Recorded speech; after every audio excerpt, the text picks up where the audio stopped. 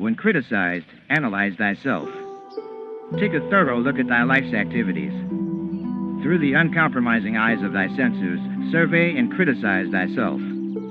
If thou dost find fault in thyself, correct it quietly and walk on. If thou dost not find in thyself the fault whereof thou art accused, smile within and go on thy way in stoic dignity. If persecutors continue to jeer at thee and demand a response, answer with love, not enmity.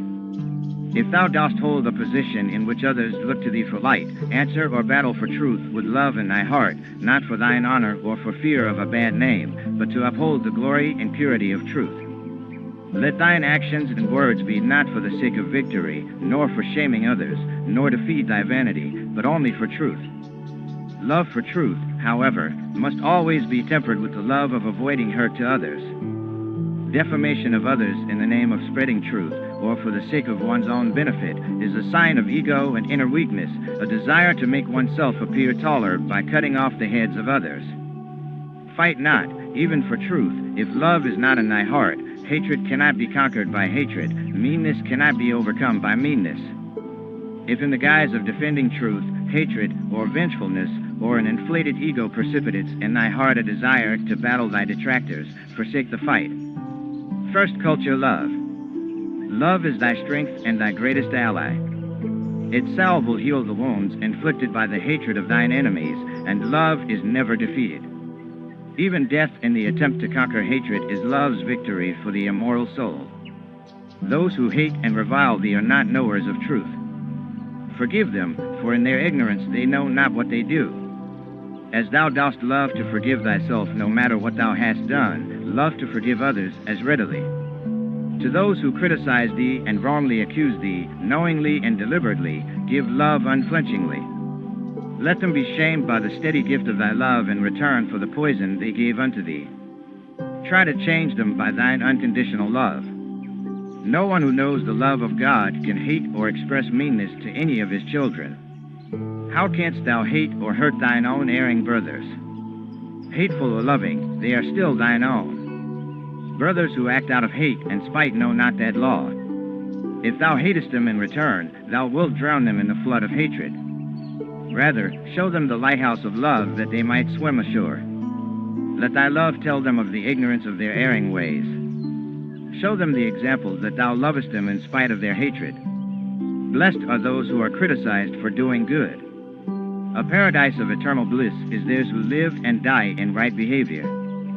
But woe unto them who out of jealousy, enmity, or self-interest malign and seek to harm the good name of those who are engaged in noble works.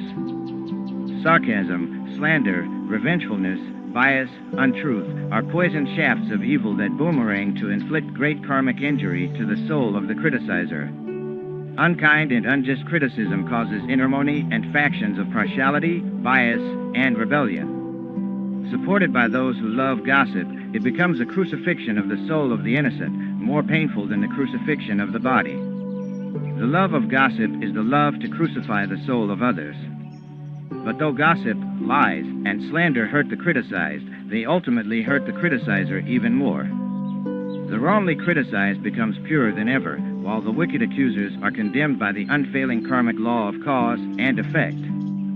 In addition, they are convicted by their own conscience and condemned to live in a self-created prison house of painful lack of inner peace. Those who sow error will reap the harvest of delusion and misery. The divine way is to judge thyself, not others. Unless thou doest thine own house cleaning, thou hast no right to tell others their houses are unclean. If others sincerely ask thee for thine opinion, then judge them not with bias or personal aim, but with impartial love, and give them thy loving suggestions. No compromise with wrong acts. No mere pitying the wrongdoer. No unkind criticism of the transgressor, but tutor the error-stricken with unfathomable love. Say unto thy brother, my heart bursts for the suffering caused to thee by thine own wrong actions. Mend thy ways. I love to see thee well. True words may be hurtful and bitter, so coat them with the sugar of love and kindness that they may be more easily swallowed by the one stricken with the fever of evil. But if thy views are not welcome, maintain silence. Mentally send to the wrongdoer constructive thoughts, love, and prayers, without spoken words, for that is also beneficial and will help to awaken him. He who is down needs not to be trampled on. He needs thy lifting hands of love.